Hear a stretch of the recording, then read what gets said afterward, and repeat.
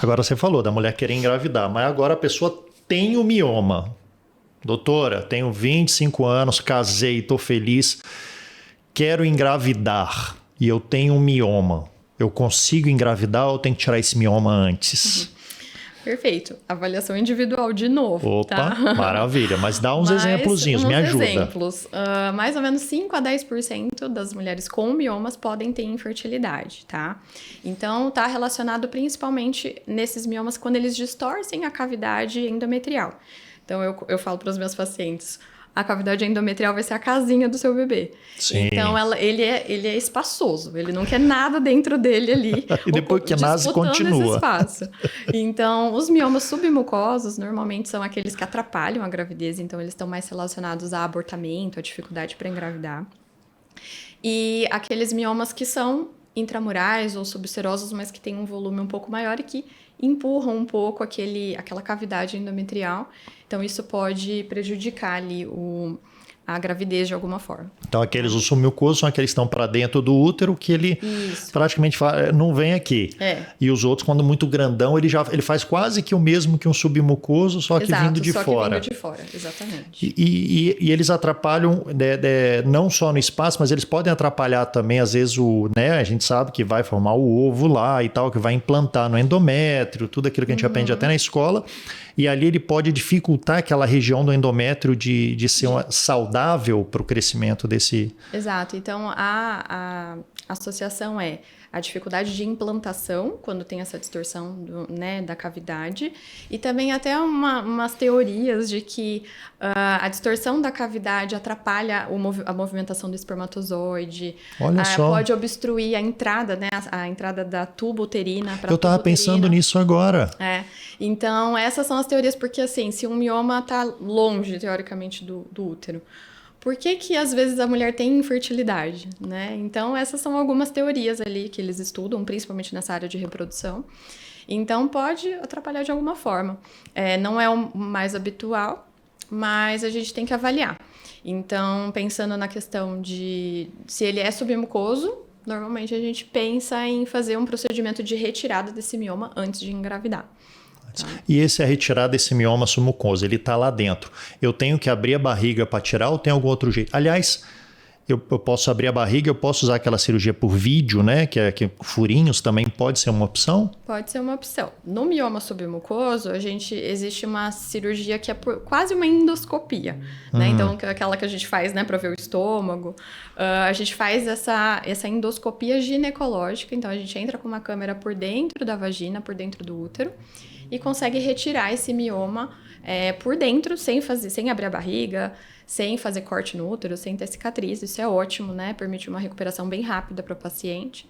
Então, apesar do mioma submucoso ser o mais perigoso, ele acaba tendo um tratamento um pouco mais fácil, né? Menos agressivo. Menos agressivo. E aí, a cirurgia por vídeo, né? Por robótica, a gente prefere para aqueles miomas intramurais e subserosos que a gente não vai conseguir ter o acesso pela endoscopia. Essa ginecologia também está muito chique. Ela é casada com um urologista que já é robótica. Agora a ginecologia já é robótica. A gente na vascular ainda não está tão na robótica. Eu tô ficando pato, não tô gostando. Mas a gente vai chegar lá firme ainda. Vamos tomar isso pra gente. Existe caso você falou que esse submucoso é habitualmente tira, mas existe caso que a mesma pessoa tendo esse submucoso, ela consegue progredir na gestação? Ou até mesmo ter muito aborto com isso? Como é que é? Pode acabar tendo a implantação, mas está mais associado a abortamento de primeiro trimestre, então aquele abortamento bem inicial, né? Justamente por essa disputa, entre aspas, de espaço, tá? Mas, né, medicina, tudo pode acontecer, né? Sempre tem um caso ali que foge àquela regra. E aí esses abortos, eles podem sangrar mais pelo próprio mioma do que um sangramento? Sangra mais e é um sangramento mais difícil de controlar, né? Normalmente um abortamento é um sangramento muito intenso e muito rápido, que leva a paciente a procurar o pronto-socorro. E normalmente a gente faz ou a aspiração do útero ou a curetagem, né? E aí quando tem um mioma submucoso, às vezes fica um pouco mais limitado esse controle do sangramento. Entendi, mas você já, esse caso, às vezes, até pode precisar de uma cirurgia de urgência também, não só uma curetagem também, posso pensar nisso? Sim, pode pensar numa esteroscopia cirúrgica de urgência, nesses casos que você já sabe que ela, né, na suspeita ali no exame até mesmo às vezes no pronto-socorro, ele identifica e pode ser necessário Ele já vê lá, tem um mioma aqui, gente, vamos já tentar fazer um tratamento completo. O útero gestacional, ele é um pouco mais amolecido, né, do que o útero da mulher não grávida. Então, a dilatação é um pouco mais sensível, tem mais risco de complicação no intraoperatório, né, como perfuração do útero. Mas ainda assim é raro, a gente tenta resolver naquele momento. Tá? Excelente. Já existiu algum caso seu, de algum colega ou na literatura, de operar mioma durante a gestação? Olha, extremamente raro, tá? Eu, particularmente, nunca entrei numa cirurgia de mioma numa paciente gestante e também não conheço nenhum colega que passou por essa situação, tá? Mas seria aquele caso que a paciente está tendo vários sangramentos com alto risco de aborto e optou por tirar esse... Porque o risco, geralmente o mioma estabiliza, ele tende a crescer um pouco na gestação, principalmente na fase do primeiro trimestre. Ele cresce um pouco mais acelerado, até pelo estímulo hormonal da gravidez. Entendi.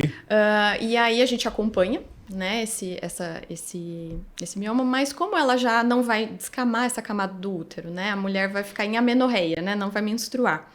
Então, quando ela tá grávida, até para manter o bebê ali dentro, então normalmente ela para de sangrar, tá? Mesmo com os miomas maiores. Entendi. Tá? Então, normalmente ele fica ali um pouco mais quietinho, a gente tem que ficar de olho na questão do crescimento, porque isso pode acabar estimulando ou um abortamento na fase muito inicial, ou um trabalho de parto prematuro, né? Ou uma restrição de crescimento. Então, ele fica competindo espaço com o bebê, e então, o bebê pode crescer um pouquinho menos. Um bebê que cresceu menos por causa do mioma. Sim, em casos de miomas muito grandes, tá? Pode acontecer. Interessante. E agora, doutor, eu quero engravidar, doutor, e tal. Eu não, né? Acho que eu não vou conseguir. Mas a mulher chegou, quero engravidar, doutora. Eu fiz alguns exames, tudo. O que eu posso ir além, porque eu aperto aqui os convidados um pouquinho mais.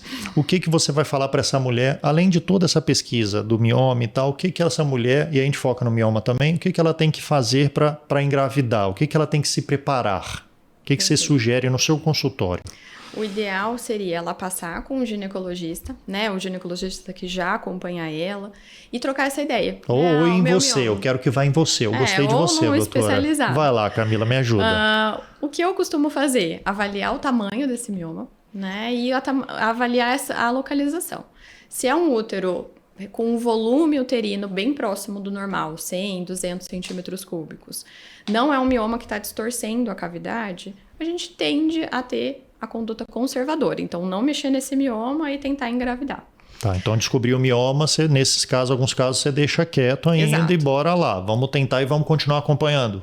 Vamos continuar acompanhando, exatamente. Então, durante a gestação, a mulher que tem mioma tem que informar isso para o médico obstetra, né? Para quem vai seguir ela no pré-natal. Tá, mas se eu não tenho, eu não sei se eu tenho ainda. Olha, eu fiz exame, eu vi lá, tem 5 anos que eu não faço exame, doutora, nenhum ultrassom. Você sugere... Entendi. Sim, fazer um ultrassom pré-gestacional, tá? Então, para avaliar. Muito antes de tentar. O mundo ideal seria fazer uma consulta pré-concepcional, começar a tomar as vitaminas antes, né? Isso que eu quero saber. Aí você sugere vitamina, mais o quê? Me fala. Exames de sangue para avaliar sorologias, ver se ela precisa fazer alguma vacina antes de engravidar, né? Atualizar o esquema vacinal. Avaliar níveis de tireoide, os níveis do hemograma, né? Glicemia, porque a gestação acaba sendo uma sobrecarga para o seu corpo. Né? Então, todos os órgãos vão ficar sobrecarregados. Né? Então, tem mais chance de diabetes, de alteração na tireoide, de pressão alta. Então, o ideal é você ver que está tudo bem com a sua saúde. Né?